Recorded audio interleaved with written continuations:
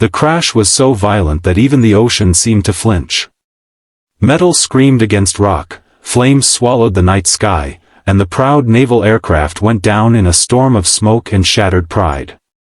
Among the wreckage pulled from the cold Atlantic waters was one man whose name carried the weight of medals, sacrifice, and legend, a man who had commanded elite warriors and stared down death more times than anyone could count.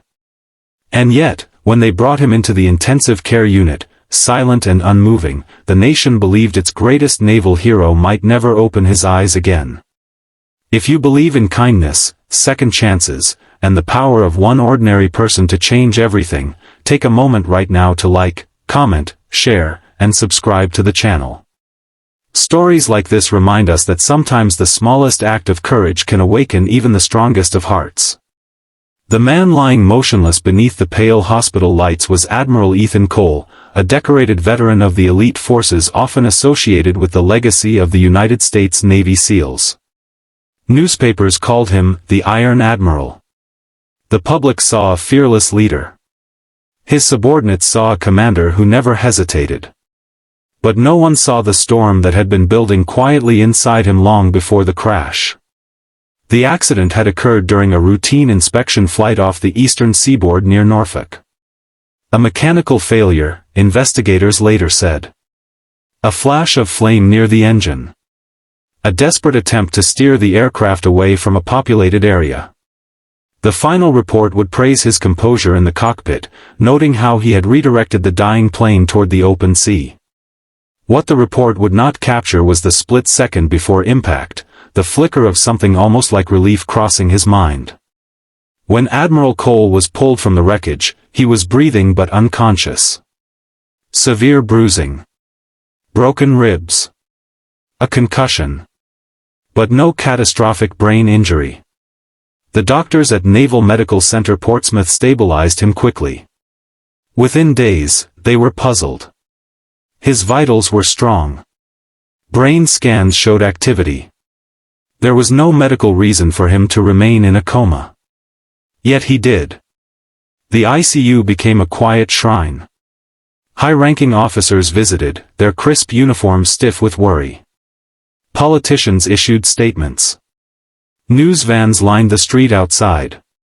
Sailors stood at attention in the hallway for hours just to feel close to the man who had once led them through impossible missions. And in the middle of it all was a rookie nurse named Lily Ramirez.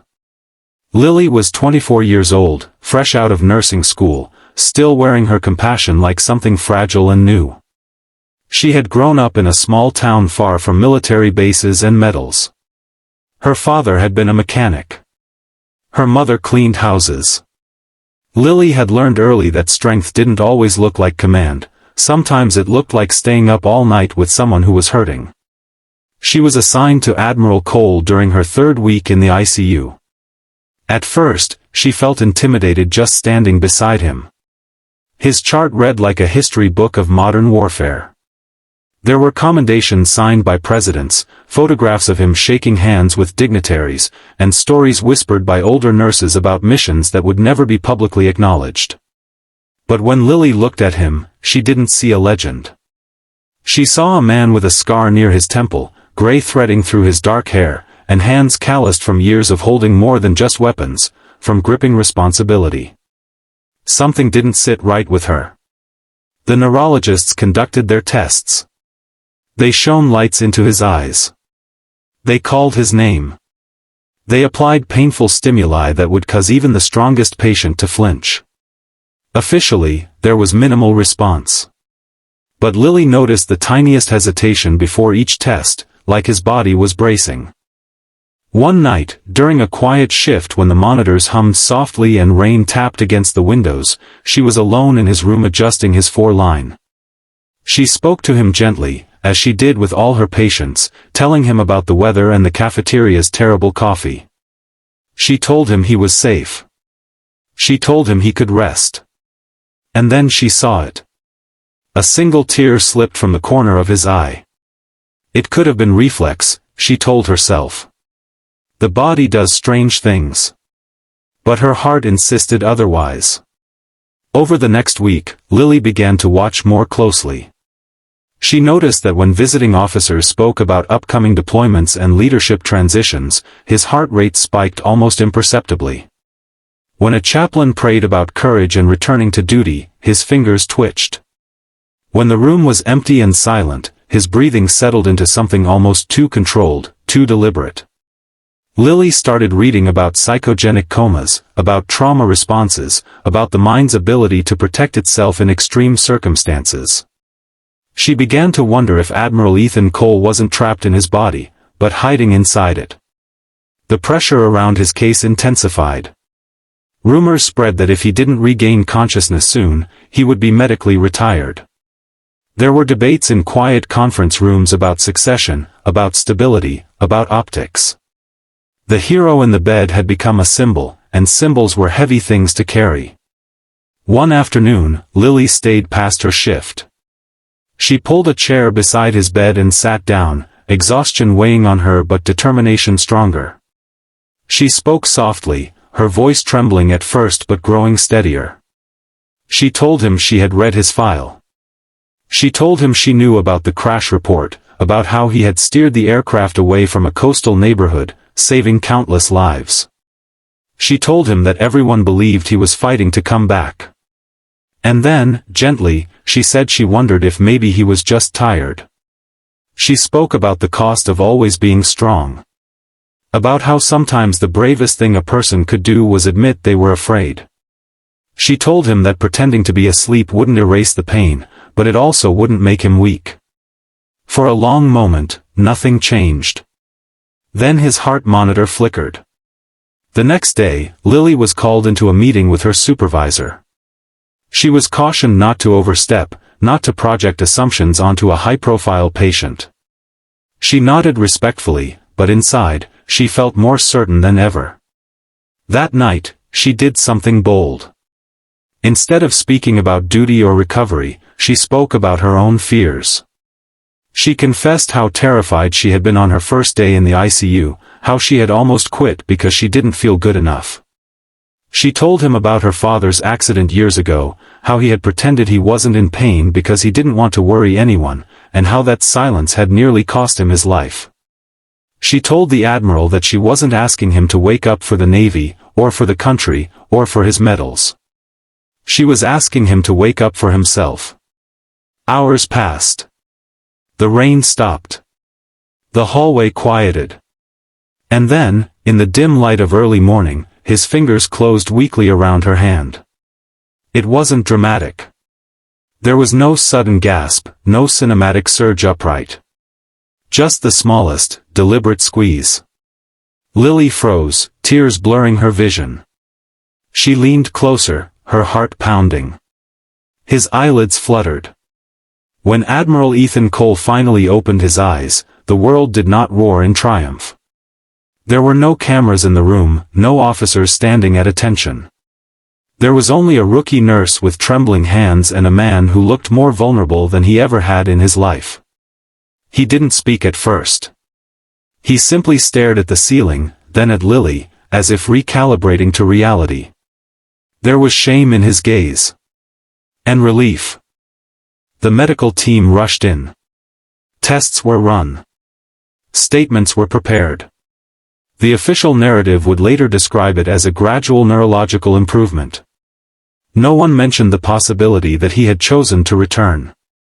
But Lily knew. In the days that followed, fragments of truth emerged.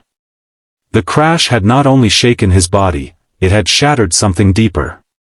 Years of command decisions, of sending young men into danger, of carrying losses in silence, they had accumulated like invisible fractures. The mechanical failure had been real, but so had the exhaustion that preceded it. He had not wanted to die. But he had not been sure he wanted to keep carrying the weight either. Pretending to be in a coma had been his unconscious escape, a pause button on a life that demanded constant strength. With counseling and quiet conversations, he began to confront what he had buried. He spoke privately with mental health professionals. He met with his officers and admitted, for the first time, that even leaders can break.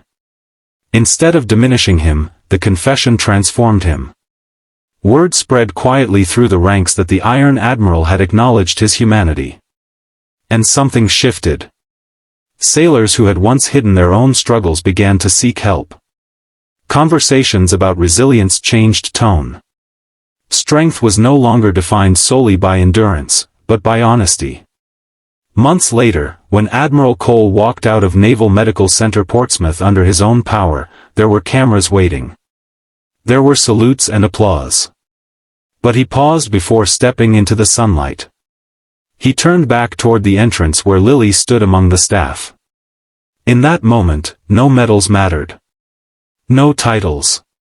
Just gratitude. He had commanded elite forces.